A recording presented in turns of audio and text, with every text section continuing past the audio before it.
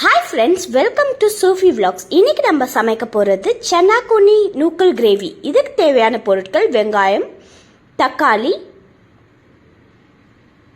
நூக்கல், கொத்தமல்லி, சென்னாக்குனி, இஞ்சி பூண்டு பேஸ்ட், மிளகாய் பொடி, மஞ்சள் தூள்.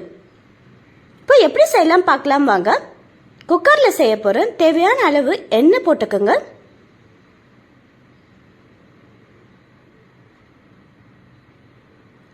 எண்ணெய் நல்லா சூடானதும் வெட்டி வச்சிருக்கிற வெங்காயத்தை போட்டுக்கோங்க.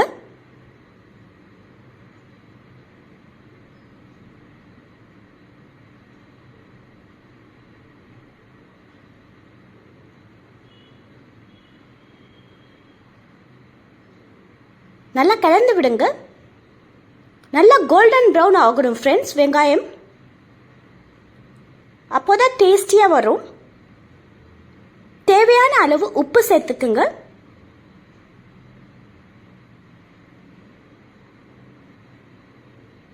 இது நூக்கல் கூட மட்டும் இல்லை, கத்திரிக்காய் கூட போட்டு செய்யலாம், ரொம்ப டேஸ்டியாக இருக்கும். இப்போ சென்னாக்குனி போட்டுடலாம். நல்லா கலந்து விடுங்க. சென்னாக்குனி போட்டோன்னே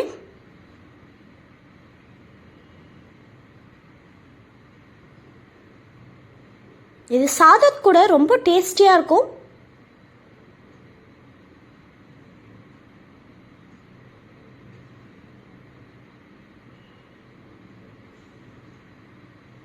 வெட்டி வச்சிருக்கிற தக்காளி ஆட் பண்ணிக்கலாம். கொத்தமல்லி ஆட் பண்ணிக்கலாம்.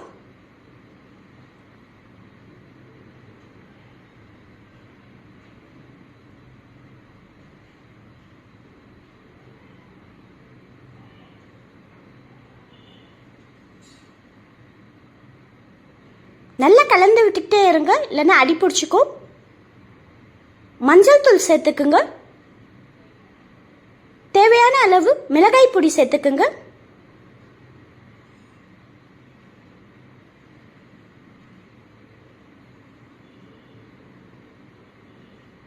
பச்சை மிளகா இருந்தால் பச்சை மிளகா கூட நீங்கள் சேர்த்துக்கலாம். இஞ்சி பூண்டு பேஸ்ட் சேர்த்துக்குங்க.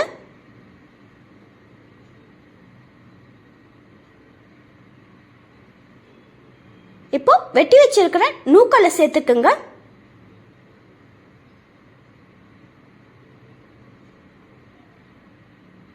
அப்படி நூக்கல் பிடிக்காதுங்க, நீங்கள் நூக்கல் ஸ்கிப் பண்ணிக்கலாம்.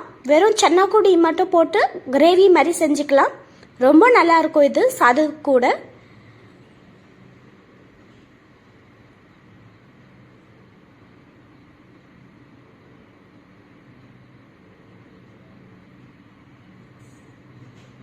நான் இது வேக வைக்கிறதுக்காக 1 கிளாஸ் தண்ணி சேர்க்கிறேன்.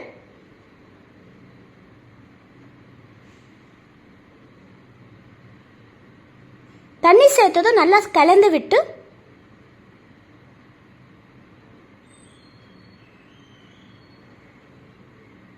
மூணு விசில் விடலாம். 3 விசில் ஆயிடுச்சு.